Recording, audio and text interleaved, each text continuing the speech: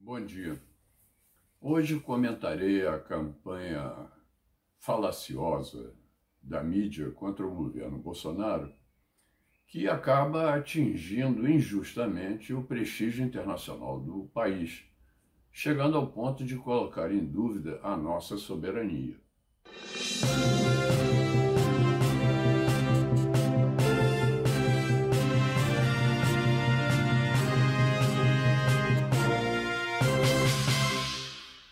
Desde sua posse, o ministro Ricardo Salles, do Meio Ambiente, tem esclarecido a opinião pública brasileira sobre os interesses espúrios ocultos sob o manto mentiroso da benemerência daquela multidão de ONGs que operam na Amazônia, obviamente com as exceções de praxe.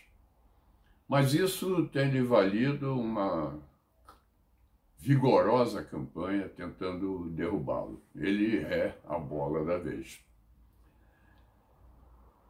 Essa mistificação a que se refere o ministro fica ainda mais clara agora quando nos chegam notícias recentes de declarações do ministro do Comércio Exterior da França, que afirmou textualmente, abre aspas, a floresta amazônica não pertence apenas aos brasileiros, mas à humanidade.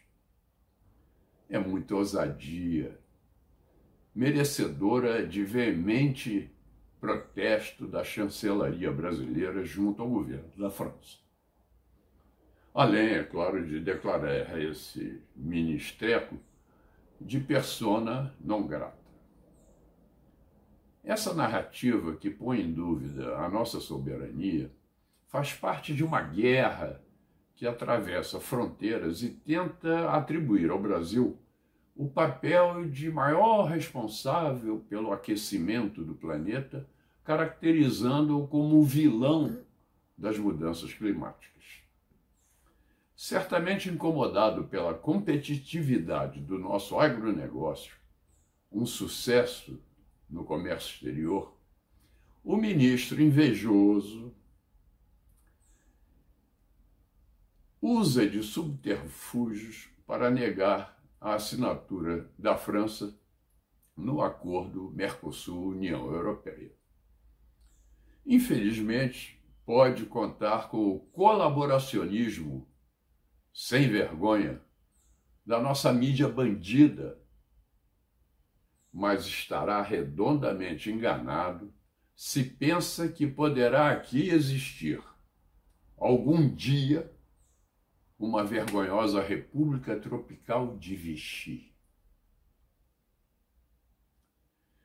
Nosso país não é esse vilão do meio ambiente, muito pelo contrário, e os números comprovam claramente essa afirmativa. Exemplos são vários, não faltam. E não vou recorrer ao mais notório de todos, que é o fato de termos a matriz energética mais limpa do planeta. Vou citar só alguns outros fatos menos conhecidos, enumerando. Primeiro, a mudança do processo de colheita da cana-de-açúcar ocorrida no Brasil nas últimas 3 décadas foi a principal responsável entre 2010 e 2016 pela redução de 73% das nossas emissões de gases do efeito estufa pela agropecuária. Anteriormente, após a colheita manual da cana-de-açúcar, as áreas de cultivo eram queimadas e isso causava um fenômeno negativo. Esse processo mudou com a adoção maciça de mecanização, que também permitiu aproveitar as palhas, folhas verdes, como um subproduto positivo da mecanização, pois serve como adubo e preparo do solo. Outra coisa, ao fazer essa mecanização, nós deixamos de ser acusados de praticar um trabalho quase do tipo escravo na cultura da cana-de-açúcar. 2. Também no processo de pós-colheita do algodão, que é outro responsável por gases de efeito estufa na agricultura, nós paramos de utilizar a queima já em 1994. Dessa forma, as emissões atuais são praticamente nulas. 3.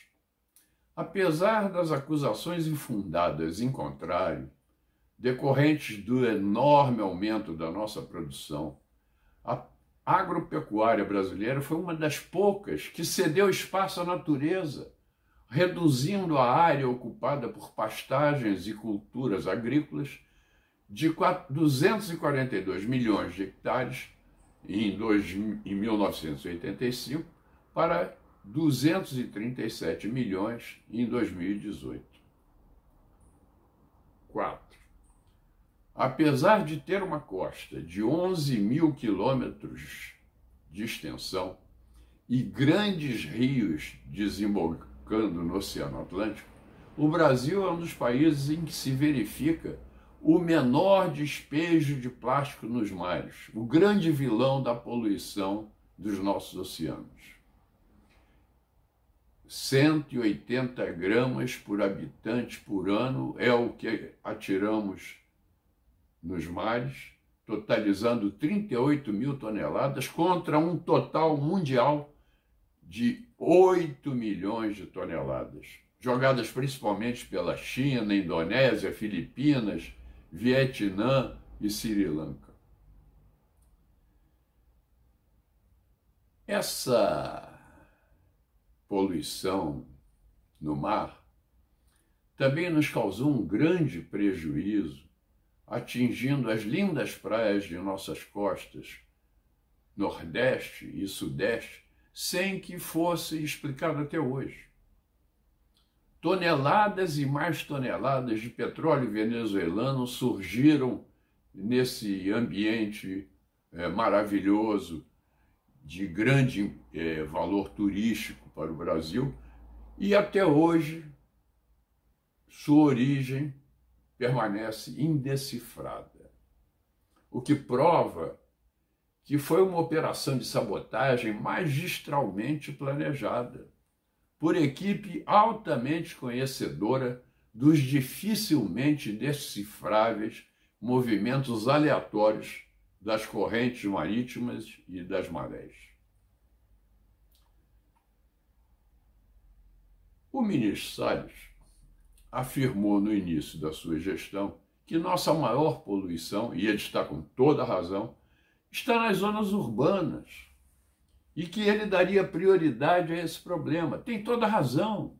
Metade dos brasileiros não tem acesso a esgotos.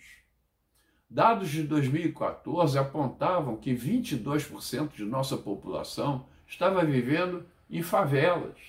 Já tínhamos melhorado em relação a 1990, porque eram 37%, mas ainda assim, lá vivem milhões de brasileiros, criando problemas muito sérios, principalmente no Rio de Janeiro, onde vivem cerca de 1,5 milhão de pessoas nesses agrupamentos gigantescos de subhabitações, com graves problemas sanitários, de segurança e etc. Salles está certíssimo e tem no Ministério do Desenvolvimento Regional um aliado incansável que está levando para uma outra região deprimida, o Nordeste, a água, o saneamento, a habitação digna, o que vai transformar o Brasil num país muito diferente do que Bolsonaro herdou. Não adianta tentar secar o progresso do nosso país. As últimas estimativas do mercado preveem um crescimento de 3,52% do nosso PIB. Estimativas da última segunda-feira, dia 24 de maio. Isso, apesar da pandemia e do comportamento errático de governadores e prefeitos da esquerdalha que, com seus lockdowns loucos, procuram prejudicar o empresariado. Dia 31 de maio ainda vamos ter a distribuição da devolução do imposto de renda, injetando mais 6 bilhões de reais na nossa economia e beneficiando 3,5 milhões de pessoas.